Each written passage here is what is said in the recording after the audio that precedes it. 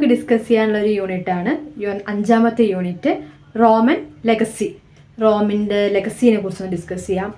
അപ്പോൾ റോമൻ ലെഗസീനെ കുറിച്ച് ഡിസ്കസ് ചെയ്യുമ്പോൾ ഫസ്റ്റ് റിപ്പബ്ലിക്കനിസത്തിനെ കുറിച്ച് പറയാം. റിപ്പബ്ലിക് എന്ന് പറയുന്ന ഒരു ആശയം റോമിൽ വന്നു. നമുക്കറിയാം, റോം എന്ന് പറഞ്ഞാൽ ബേസിക്കലി ആദ്യം ഒരു മൊണാർക്കിയൽ സ്റ്റേറ്റ് ആയിരുന്നു. രാജഭരണം നിലനിൽക്കുന്ന ഒരു സ്റ്റേറ്റാണ്.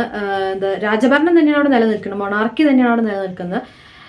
ഫസ്റ്റ് അതിനുശേഷം ഒരു Republican form of monarchial system ഒക്കെ അവിടെ വരികയാണ്. അപ്പോൾ റിപ്പബ്ലിക്കൻ മോഡൽ എന്ന് പറയുന്ന ഒരു സിസ്റ്റം യൂട്രസൻസ് അധികാരത്തിലേക്ക് വരുന്നതോട് കൂടിയിട്ട് റിപ്പബ്ലിക് എന്ന് പറയുന്ന ഒരു ആശയം അവിടെ വരികയാണ്. ഈ ഒരു കാലഘട്ടത്തിലാണ് അദ്ദേഹത്തിൻ്റെ കുറേ പരിഷ്കാരങ്ങളിൽ എതിർപ്പ് വരികയും പെട്രീഷ്യൻ പ്ലെബിയൻ സ്ട്രഗിൾസ് വരികയൊക്കെ ചെയ്യുന്നത്.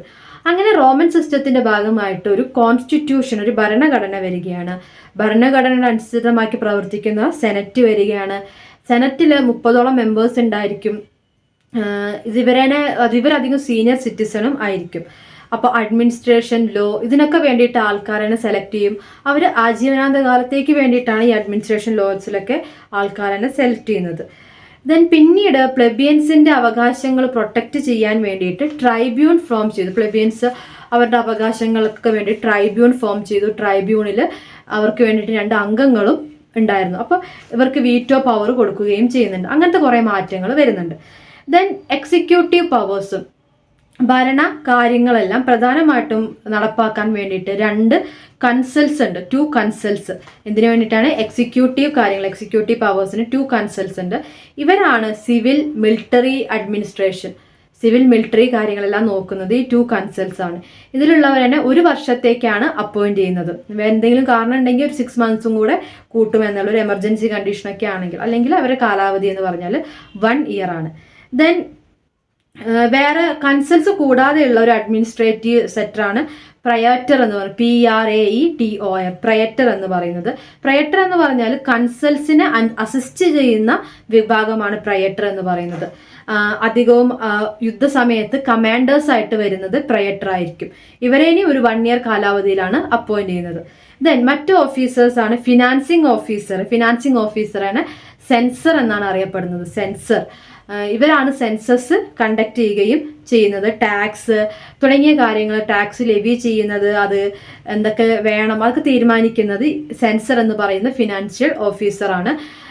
ഇവരെ അപ്പോയിന്റ് ചെയ്യുന്നത് 5 വർഷത്തേക്കാണ്. ട്രഷറിയുടെ ചാർജുള്ള ഓഫീസറിന് അറിയപ്പെടുന്ന പേരാണ് ക്വസ്റ്റർ. QUESTOR, ക്വസ്റ്റർ എന്നാണ് ട്രഷറിയുടെ ചാർജുള്ള ഓഫീസറിന് അറിയപ്പെടുന്നത്.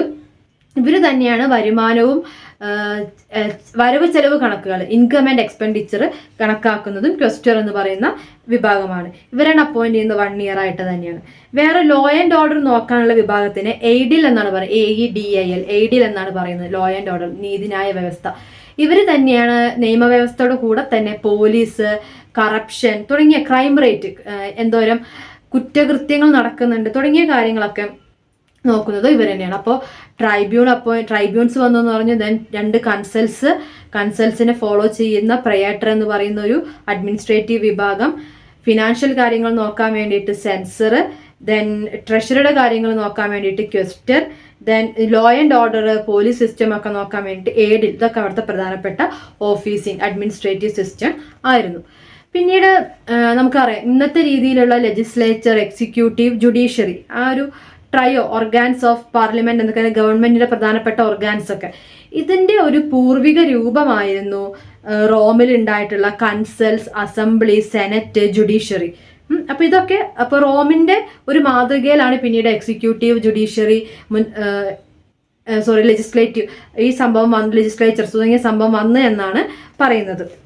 അപ്പോൾ അതാണ് അവിടുത്തെ ഒരു അഡ്മിനിസ്ട്രേറ്റീവ് സിസ്റ്റത്തിന്റെ കാര്യങ്ങൾ എന്ന് പറയുന്നത്. ദെൻ റോമൻ മിലിറ്ററി എന്ന് പറയുമ്പോൾ റോമിനൊരു സ്റ്റാൻഡിങ് മിലിറ്ററി, ആദ്യമായിട്ടൊരു മിലിറ്ററി സെറ്റപ്പ് വരുന്നത് ഗയസ് മാരിയസിന്റെ സമയത്താണ്.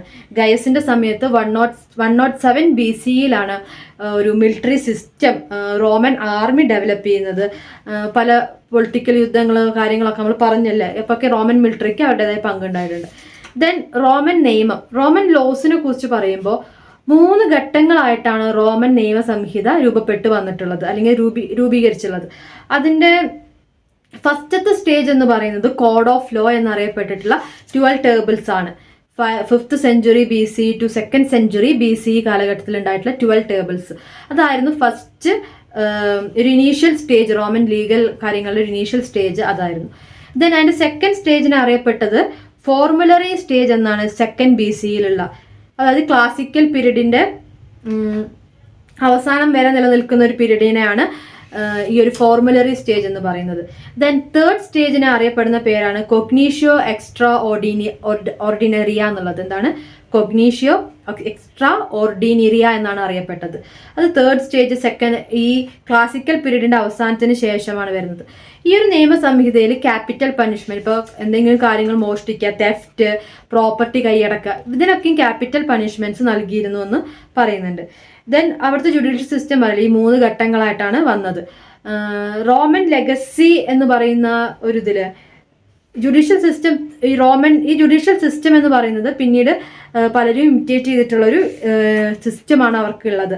പിന്നീട് വന്നിട്ടുള്ള എന്താണ് സെറിഷറി, മാൻഡമസ്, പ്രൊഹിബിഷൻ, കോവാറൻഡോ, ഹേബിയസ് കോർപ്പസ് തുടങ്ങിയ പല സംവിധാനങ്ങളുടെയും പല പല ഫോമുകളും ഇവരുടെ ജുഡീഷ്യൽ സിസ്റ്റത്തിൽ, ഇവരുടെ റോമൻ ലോ സിസ്റ്റത്തിൽ ഉണ്ടായിരുന്നതായിട്ട് പറയുന്നുണ്ട്. ദെൻ ഇവരുടെ മറ്റൊരു ഇതാണ് ജസ്റ്റീനിയൻ എന്ന് പറയുന്ന റോമൻ എംപറിന്റെ പേരിലുള്ള ജസ്റ്റീനിയൻ കോഡ് എന്ന് പറയുന്നത് റോമൻ ലോസിന്റെ പ്രധാനപ്പെട്ട ഒരു ഭാഗമാണ്. ജസ്റ്റീനിയൻ എന്ന് പറയുന്നത് ഈസ്റ്റേൺ റോമൻ എംപയർ കുറച്ച് കാലം കഴിഞ്ഞപ്പോൾ പിരിഞ്ഞു എന്ന് പറഞ്ഞല്ലോ. അപ്പോൾ ഈസ്റ്റേൺ റോമൻ എംപയറിന്റെ ഒരു റൂളർ ആയിരുന്നു ജസ്റ്റീനിയൻ. അദ്ദേഹത്തിന്റെ പേരിൽ അദ്ദേഹം നിർമ്മിച്ചിട്ടുള്ളൊരു കോഡായിരുന്നു 50 ബുക്സ്. അതിനറിയപ്പെടുന്നത് റോമൻ ഹാലോസ് എന്നാണ്. ഇപ്പൊ ജസ്റ്റീനിയൻ നിർമ്മിച്ചിട്ടുള്ള 50 ബുക്സ്, നിയമങ്ങളുടെ ഒരു 50 പുസ്തകം, അതിനറിയപ്പെട്ട പേര് റോമൻ ഹാലോസ് എന്നാണ്. ഈ 12 ടേബിൾസും ജസ്റ്റീനിയൻ കോഡും എന്ത് ചെയ്യുന്നുണ്ട്, ഈ റോമിന്റെ പിന്നീട് വന്ന ലീഗൽ സിസ്റ്റത്തിന്, മോഡേൺ ലീഗൽ സിസ്റ്റത്തിന് മുതൽക്കൂട്ടായിട്ടുള്ള 2 കാര്യങ്ങളാണ്. അപ്പോൾ റോമൻ ജുഡീഷ്യൽ സിസ്റ്റത്തിന്റെ മുതൽക്കൂട്ടായിട്ടുള്ള 2 കാര്യങ്ങൾ, അല്ലെങ്കിൽ Roman legal system, modern legal സിസ്റ്റത്തിന്റെ ഡെവലപ്മെന്റിന് വഴി തെളിയിച്ചിട്ടുള്ള 2 പ്രധാനപ്പെട്ട വർക്കാണ്. ഒന്ന് 12 ബുക്സും പിന്നെ ഒന്ന് ജസ്റ്റീനിയൻ കോഡ് അഥവാ റോമൻ ഹാലോസ് എന്നൊക്കെ അറിയപ്പെടുന്ന പുസ്തകവും. അപ്പോൾ ഇതാണ് റോമൻ ലോ എന്ന് പറയുന്നത്. Then urbanism and trade.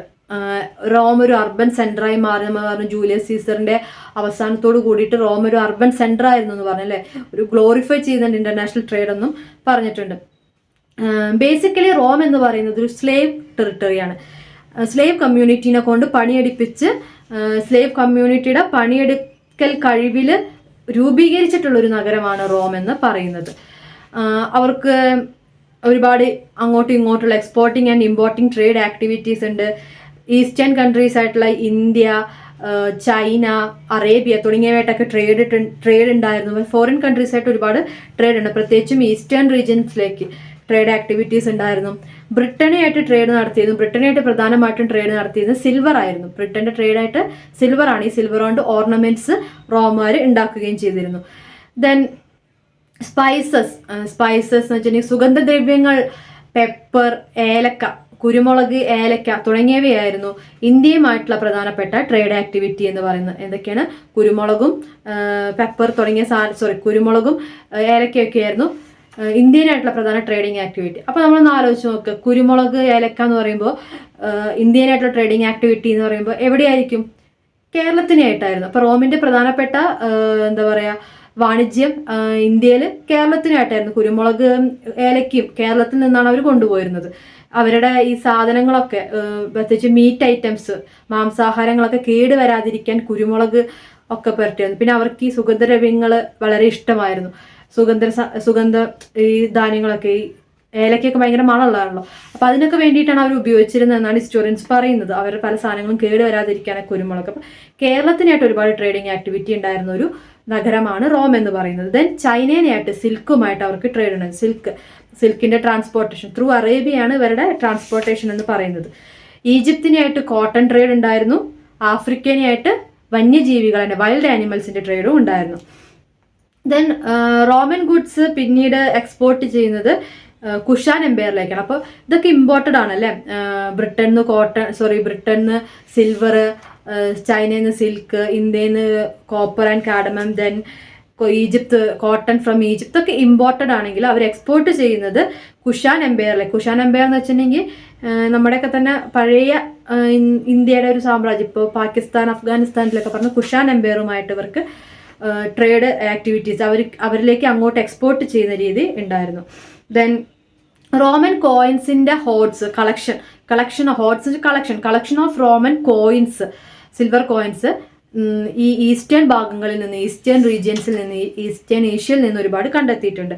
South India എന്ന് പറയുമ്പോൾ തമിഴ്നാട്, കേരളത്തിൽ നിന്ന് ഒരുപാട് കോപ്പർ കോയിൻസിന്റെ ഇത് അടുത്ത കാലങ്ങളിലൊക്കെ കണ്ട അഗസ്റ്റസ് സീസറിന്റെ മുദ്ര രേഖപ്പെടുത്തിയിട്ടുള്ള കോയിൻസ് ഒക്കെ കിട്ടിയിട്ടുണ്ട്.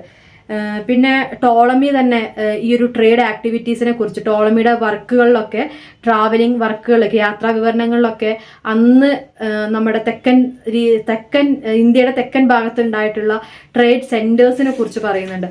അതിൽ പ്രധാനപ്പെട്ട ഒരു സെന്ററാണ് മുച്ചിരിപ്പട്ടണം എന്നൊക്കെ അറിയപ്പെട്ടിട്ട് മുസ്രീസ് എന്ന് അവർ പറയും. മുച്ചിരിപ്പട്ടണം എന്ന് രേഖപ്പെടുത്തിയിട്ടുണ്ട്, മുസ്രീസ് എന്ന് രേഖപ്പെടുത്തിയിട്ടുണ്ട്.